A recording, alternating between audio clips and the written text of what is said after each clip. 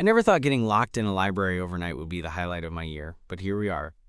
It all started with what was supposed to be a quick study session before finals. I'm not even that much of a library person, more of a coffee shop, laptop on a wobbly table kind of guy, but my roommate Jamie insisted we hit the campus library together. Said it'd motivate me, and honestly, he was right. Jamie's the kind of guy who looks like he belongs on a magazine cover. Messy dark hair, these intense green eyes that always seem like they're quietly observing everything, and a smile that somehow manages to be both mischievous and kind at the same time. We've been friends since freshman year, mostly because we bonded over a mutual love of bad sci-fi movies and terrible puns. But lately, I started noticing stuff, like the way he'd glance at me a little longer than usual, or how he'd always find excuses to sit next to me in class. I wasn't sure if it was just me overthinking or something else. So that evening, we camped out in this quiet corner of the library, surrounded by stacks of textbooks and half-empty coffee cups. I was scrolling through my phone, pretending to study, when the lights flickered and then went out completely. For a second, I thought it was a power outage until I heard the heavy lock click from the main entrance. We were locked in. "Great," Jamie muttered, his voice echoing a bit in the dark. "Guess we're stuck here until morning." At first we tried to laugh it off, sitting there in the dim emergency lighting. But then Jamie started asking questions. Real questions, like the ones that dig beneath the surface. Not about school or exams, but about stuff that made me pause. Questions about what scares me, what I want, and why I sometimes feel like I'm pretending to be someone else around people. I wasn't used to opening up to him like that.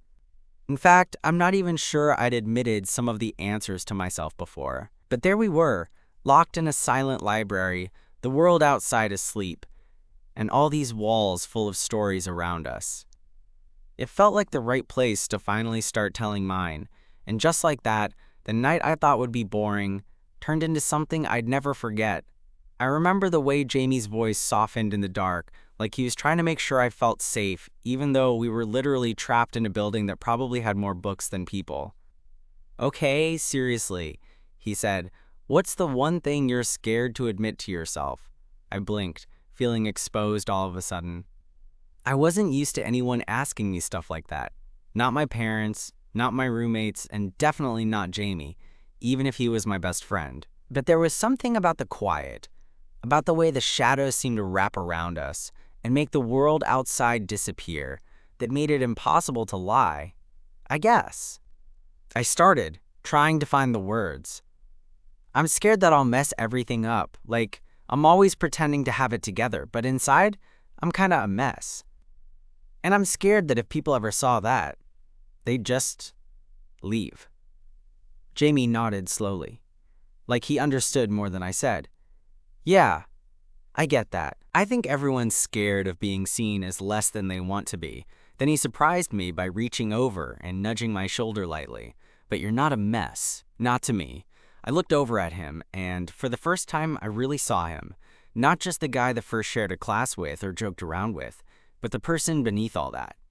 The way his eyes flickered in the dim light, the small crease that formed between his brows when he was serious. It was like a whole new side of Jamie was showing itself because of the night. "Thanks," I said quietly. He smiled, that same half smile that always made me a little nervous. "Your turn. What about you? What's something you've never told me?" I hesitated. It felt like somehow this night had become a kind of confessional. "I've never told you," I confessed, "but I think I've liked you for a while." The words hung between us, heavier than I expected. Jamie's eyebrows lifted, and for a moment, he just stared. Then a slow smile spread across his face. "I was hoping you'd say that." That made me laugh, a little breathless, like some weight had lifted. I don't know how long we sat there after that, talking, sharing little stories, laughing softly at dumb jokes. The library around us felt less like a prison and more like a hideaway. At some point, Jamie found a flashlight in one of the desks nearby and flicked it on. The beam cut through the darkness, casting long shadows on the rows of bookshelves. "You know," he said, "this is kind of perfect. Just us, no distractions, no expectations." I nodded, suddenly feeling braver. "Yeah, I've never had a moment like this with anyone before." He glanced over at me, those green eyes shining. Maybe that's why it happened? I swallowed hard, still not quite believing what was happening. Here we were, stuck in a library overnight, and instead of just killing time or panicking, we'd ended up talking about the stuff that really mattered. Or maybe it was because we were stuck that it felt easier to be honest. "Can I ask you something else?" Jamie said, his voice quieter now. "Anything. What do you want, really? I mean, not just for school or whatever, but for you?" That question caught me off guard. Most people never ask that kind of thing seriously. I thought about it for a minute, then found myself saying, I want to find someone I can be myself around. Someone who doesn't make me pretend or hide. Jamie's smile was soft, almost shy. Same. I think I've been looking for that for a long time. Then, without thinking, I reached out and took his hand. It was warm, steady, and it fit perfectly in mine. Jamie didn't pull away. Instead, he squeezed gently, like he was telling me he felt the same way.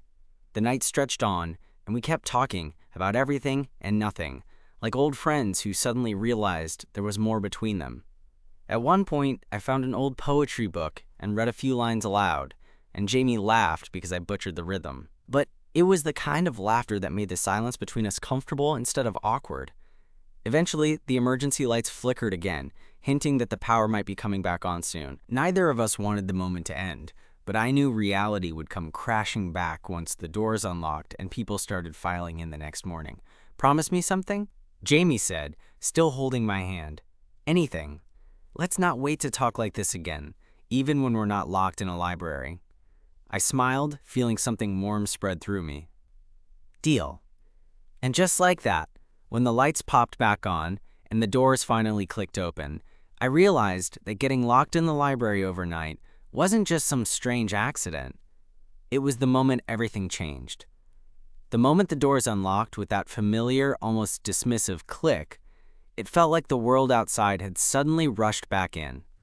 The soft hum of the fluorescent lights buzzing overhead, the shuffle of feet and whispers from the cleaning crew, it all came flooding in, like someone had pulled back a curtain on a secret stage. Jamie and I stood up, blinking in the brighter light, still hand in hand, like we hadn't quite remembered to let go of each other. The awkwardness threatened to settle in, but I caught his eye, and it was like we both agreed, silently, to pretend none of it was weird. Not yet. Anyway, we grabbed our backpacks, mine noticeably lighter now that the textbooks I'd been avoiding had been largely ignored, and headed toward the exit. The cleaning staff glanced at us odd at first, but when Jamie flashed that disarming grin, they just nodded and moved on. Once outside, the cold morning air hit me like a splash of reality. The campus was waking up. Students on their way to first classes, buses rolling in, people tapping away on phones, headphones in. Life was moving on, but I felt like time had slowed down just for us. "So," Jamie said, breaking the silence as we walked side by side across the quad, "what now?" "What do you mean?" I asked, trying to sound casual even though my heart was kicking in my chest. "You know us. This." He gestured vaguely between us with a grin that was equal parts nervous and hopeful. I tried to think it through, but the truth was, I hadn't really thought about it before that night. I'd been so used to the idea that Jamie was just my friend, that whatever feelings I had were some kind of secret I kept locked away. Now, though, everything felt different. "I don't know," I admitted, "but I want to find out." Jamie's smile grew wider. "Good answer. I was hoping you'd say that." We spent the next few days carefully navigating this new territory. Awkward glances during class, quick texts that said way more than they needed to, those small moments where our fingers brushed and neither of us pulled away. It was thrilling and terrifying all at once. One afternoon, we ended up back at the library, this time on purpose. I swear, it felt like the place had become our little spot, a safe zone where we could just be without worrying about who might be watching. We found the same corner where we'd been trapped and plopped down with our laptops and notebooks. But the studying was a thin veneer. Really, we spent most of the time talking quietly, sharing stories and dreams, and even a few secrets neither of us had told anyone else. At one point, Jamie looked up from his screen, his expression serious. "Hey, can I ask you something more intense?" I laughed. "You're on a roll with the deep questions tonight." He smiled, that same half smile that made my stomach do a flip. "I just want to know, What does being with someone mean to you? Not just in theory, but really, what do you want from a relationship? I thought about it, feeling my cheeks warm. I think I want honesty, like the kind where you don't have to pretend or hide anything. I want someone who sees all the messy parts and still wants to stick around. Jamie nodded, his eyes shining like he'd been searching for those exact words. Yeah, me too. I want that kind of real. It was one of those moments where I felt like the whole world had narrowed down to just the two of us and the quiet hum of the library around us. But as much as I wanted to stay wrapped up in that feeling, reality was always waiting just outside the doors. Later that week, Jamie and I went out for coffee after class. The place was buzzing with students and the smell of fresh espresso, but once we settled into a corner booth, the noise seemed to fade into the background. We talked about everything, from dumb movie plots to our plans for after graduation. But underneath it all was this quiet understanding, like we were building something new and fragile between us. At one point, Jamie reached across the table and took my hand again. So he said, "Do you want to make this official, like us?" My heart was racing. "Yeah, I do." He smiled, and I swear I could feel the tension from the last few weeks dissolve in that one simple moment. The next few months felt like a whirlwind. We became that couple that everyone noticed, but no one could quite put their finger on why. Not because we were flashy or dramatic, but because the way we looked at each other made it obvious there was something real there. We shared late-night study sessions turned into movie marathons, coffee runs that turned into deep talks about our futures, and lazy Sundays where we just existed, side by side, no pressure, no expectations. Of course, it wasn't perfect. We had our awkward moments, like when I accidentally called him by a nickname I made up one night and he teased me mercilessly for a week, or when we had to navigate telling our friends and family. But every challenge just made us stronger. One night, a few months after that first locked in the library moment, Jamie and I sat on the roof of his apartment building, looking out over the city lights. He reached for my hand, the way he always did, and said, "You know, if I hadn't been so stubborn about studying in the library that night, we might never have had this." I laughed. Yeah, who knew getting locked in could be so life-changing? Jamie looked at me, eyes twinkling. Best accident ever. And honestly, I couldn't agree more. Sitting there on that rooftop, with the city lights sparkling beneath us, I felt this incredible mix of calm and excitement. It was like the kind of moment you don't want to end, even though you know it has to. Jamie squeezed my hand gently, and I realized how much I'd started to depend on that simple touch, that quiet connection between us. "You ever think about what comes next?" I asked, my voice barely louder than the soft breeze. Jamie turned to me, his eyes reflecting the glow of the skyline. "All the time. But honestly, I don't want to rush it. I just want to see where this takes us." I nodded because that made sense. After all, we'd built something slowly, piece by piece, and I wasn't ready to throw it into some fast-forward mode just yet. But a small part of me couldn't help wondering, what if there were parts of Jamie I hadn't seen? What if he was holding something back, the way I used to? That thought stuck with me for the next few days. We were close, closer than I'd ever imagined with anyone else, but sometimes, late at night when the world was quiet, I'd catch Jamie staring off into space like there was something on his mind he didn't want to share. One afternoon, we were sprawled out on the couch in his apartment, binge-watching a show neither of us really cared about, when I finally decided to ask. "Hey," I said, nudging him with my elbow. "Is something up? You've been kinda distant lately." Jamie sighed and ran a hand through his hair, his usual confident grin replaced by something softer. "I guess I've been thinking about the future. You know, after graduation." "Yeah?" I replied, trying to keep my tone casual but feeling my heart pick up. "It's just—" He hesitated, then looked at me straight on. "I'm scared. Not of us, but of what comes after college.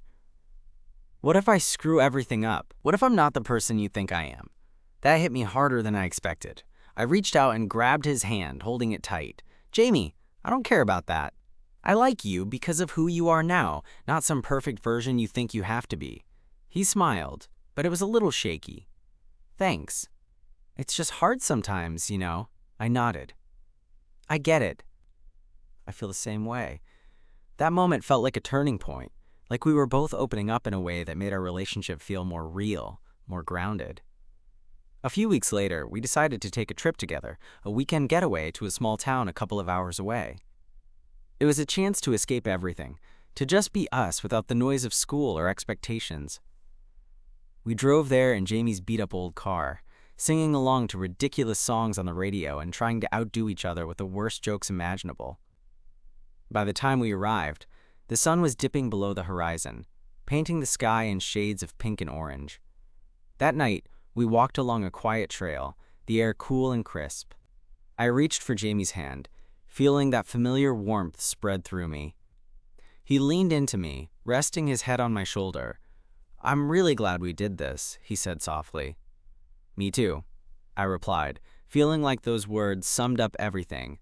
We found a bench overlooking a small lake, and as the stars began to twinkle above, Jamie surprised me by pulling me close and kissing me. It was gentle and tentative at first, like we were both testing the waters, but it quickly deepened into something I didn't want to end. Later, back at the tiny cabin we rented, we stayed up talking long into the night about fears, hopes, mistakes, and dreams. For the first time, I felt like I was seeing all of Jamie, and he was seeing all of me. But even as perfect as that weekend felt, I knew life outside was waiting. Responsibilities, uncertainties, and the real world were looming. When we got back, the semester was winding down fast. Finals were brutal, and stress was high. Jamie and I leaned on each other more than ever, sharing late-night study sessions and quick coffee breaks between classes. One evening, after a particularly rough day, Jamie showed up at my door with a nervous smile and 2 cups of hot chocolate. We sat on my tiny balcony, the city lights flickering below, and just breathed for a while. "I don't want this to end," he said quietly. I looked at him, feeling my chest tighten. Neither do I. That night, we made a promise to face whatever came next together, no matter how scary or uncertain. Looking back now, I realized that night we got locked in the library wasn't just a random twist of fate. It was the moment everything started to change, for both of us. And honestly, I can't wait to see where it takes us next.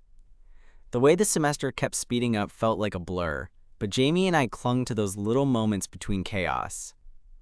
Finals were brutal, sure, and there was that constant pressure hanging over us like a cloud we couldn't quite shake. But somehow, even with all this stress, things between us kept growing, quietly, steadily, like roots digging deeper.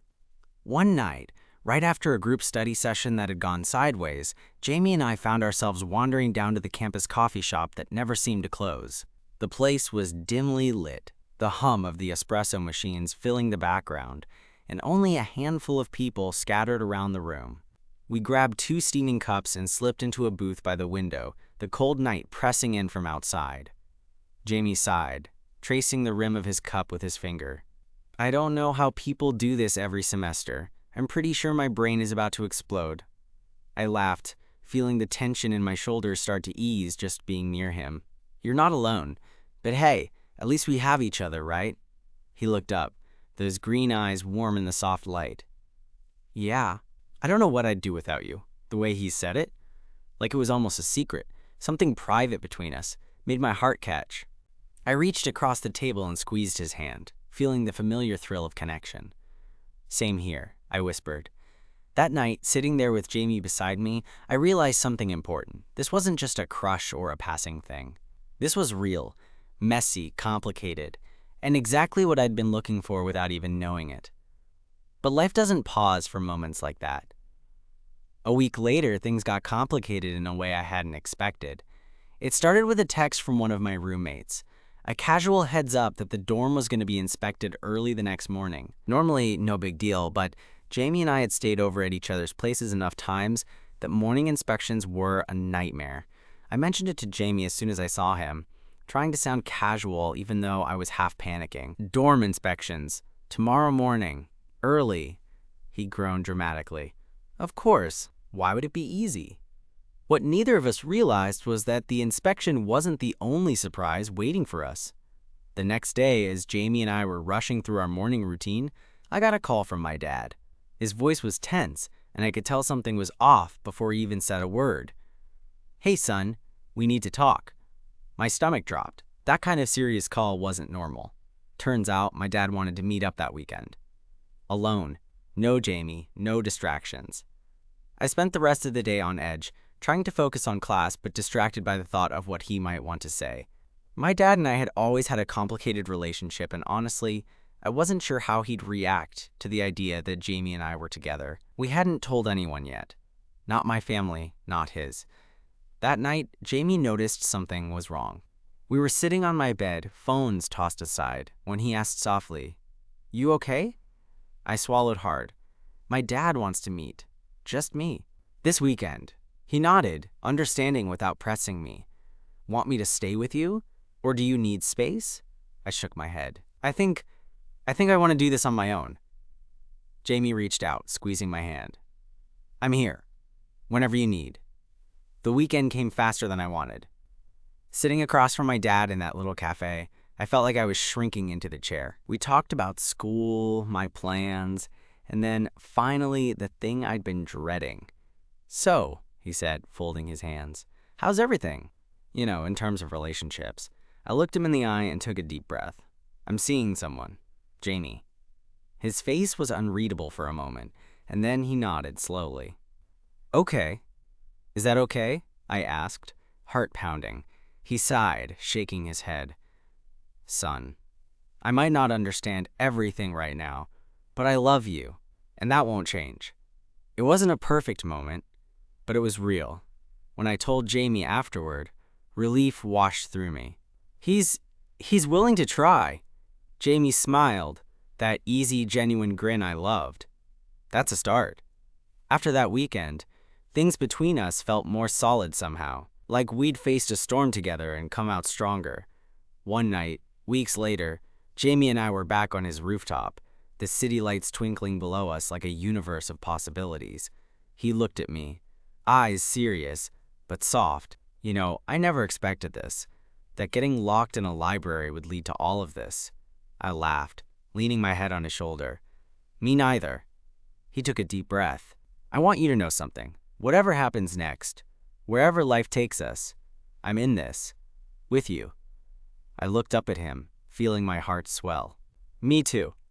In that moment, with the stars above and the city alive beneath us, I realized that sometimes the most unexpected moments, the ones that scare you, turn into the best parts of your story. And with Jamie by my side, I was ready for whatever came next. That night on the rooftop, with the city stretched out beneath us like a glittering promise, I felt something shift inside me. Jamie's words settled deep, like they were carving out a space I hadn't dared to claim before. "I'm in this with you." Simple, honest, but it hit me harder than I expected.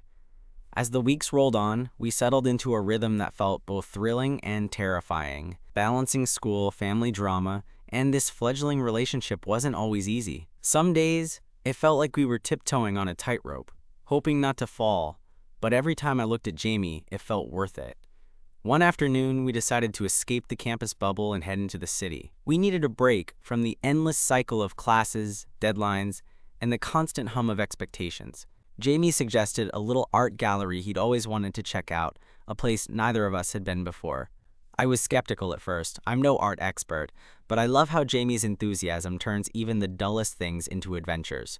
The gallery was this tucked-away spot, all exposed brick and soft lighting, filled with paintings and sculptures that made me feel like I was stepping into someone else's mind. Jamie was in his element, his eyes bright as he pointed out pieces, explaining what he liked about them. I watched him more than the art, honestly. The way he got animated, the subtle smile when he found something that spoke to him, the way he'd glance at me as if inviting me to see the world through his eyes. It was one of those days where I felt lucky just to be near him.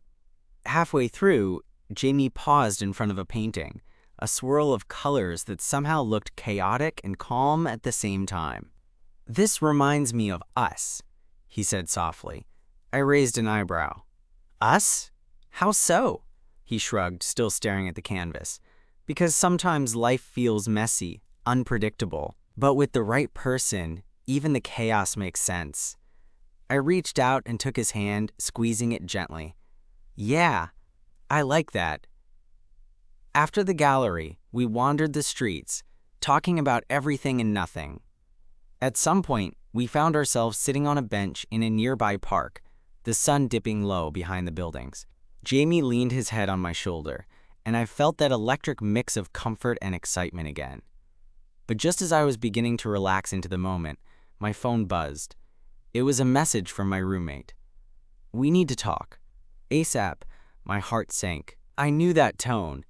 It wasn't good. I looked down at Jamie, whose eyes were already questioning. "Something's up," I said, trying to keep my voice steady. Jamie stood, looping his arm through mine. "Let's figure it out." Back at the dorm, my roommate, Nate, was pacing. He looked like he'd seen a ghost. "Dude, you need to know. Someone's been talking. About you and Jamie." I blinked. "Talking? Like what?" Nate shook his head. "Nothing good. There's gossip. People wondering if you're serious. If you're just messing around." I felt my chest tighten. Gossip wasn't new, but it stung more because it wasn't some random rumor.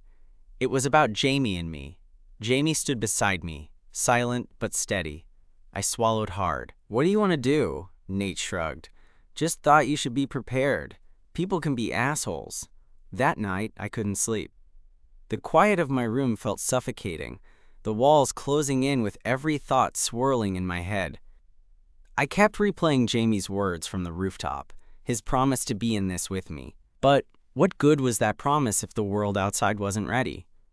Morning came too soon, and with it, the inevitable whispers and sideways glances on campus. Some people were subtle, others less so. I caught a group of guys snickering as I walked by. Jamie noticed, but he didn't say anything, just squeezed my hand under the table during class. Afterward, we sat in the library, the place that had started it all. I was frustrated, angry even, but Jamie's calm presence grounded me. "We knew this wouldn't be easy," he said quietly. "Yeah," I admitted, "but it still hurts." He looked at me, eyes full of something fierce. "Then let's not let them win. We get to decide who we are, not them." His words gave me strength I didn't know I had. That weekend, we planned a small gathering, just close friends who already knew about us. It wasn't much, but it felt like a statement. We weren't hiding. The night of the get-together, the apartment buzzed with laughter and music. Jamie and I slipped through the crowd, stealing quiet moments to look at each other and smile. It felt like a victory. Later, as the party wound down, Jamie pulled me aside, his fingers brushing a stray strand of hair from my forehead. "You're amazing," he whispered. "No matter what happens." I smiled, feeling a warmth spread through me. "So are you." We stood there, just holding each other, the noise of the party fading away. In that moment, I realized that love, real love, wasn't about perfection or easy days. It was about facing whatever came, together. And with Jamie by my side, I was ready for all of it. Months passed since that party night, and life kept moving, sometimes chaotic, sometimes calm. But Jamie and I kept finding our way through it all. The gossip faded into the background, mostly ignored, the people who mattered sticking around, and those who didn't proving not worth the time. We learned, slowly but surely, that the people who truly love you don't care about labels or whispers. They care about the person you are. One evening, we were back on that rooftop, the city lights twinkling below like old friends who'd seen us through everything. Jamie leaned against me, his head resting lightly on my shoulder, and I felt this quiet contentment settle deep inside. It wasn't fireworks or grand gestures. It was simple, steady, and real. "I've been thinking," Jamie said softly, "about how lucky we are, despite everything." I smiled, feeling the warmth of his words. "Yeah, it feels like the library night was the start of something I didn't even know I needed." He chuckled. "Who would have thought getting locked in a library could change your life?" I looked over at him, and our eyes met. No questions, no doubts, just understanding. It was in that look I realized how far we'd come, how much we'd grown, not just as a couple, but as individuals willing to be vulnerable and brave. "Whatever comes next," I said, "I want to face it with you." Jamie squeezed my hand. "Me too. No pretending, no hiding." There, under the stars, with the city humming softly around us, I felt a calm I hadn't known before. Love, I understood now, wasn't about perfect moments or easy paths. It was about choosing someone every day, with all the mess and beauty that comes with it. We didn't need grand promises or declarations. What we had was enough: honesty, trust, and a quiet kind of love that felt like home. And honestly, I wouldn't trade that for anything.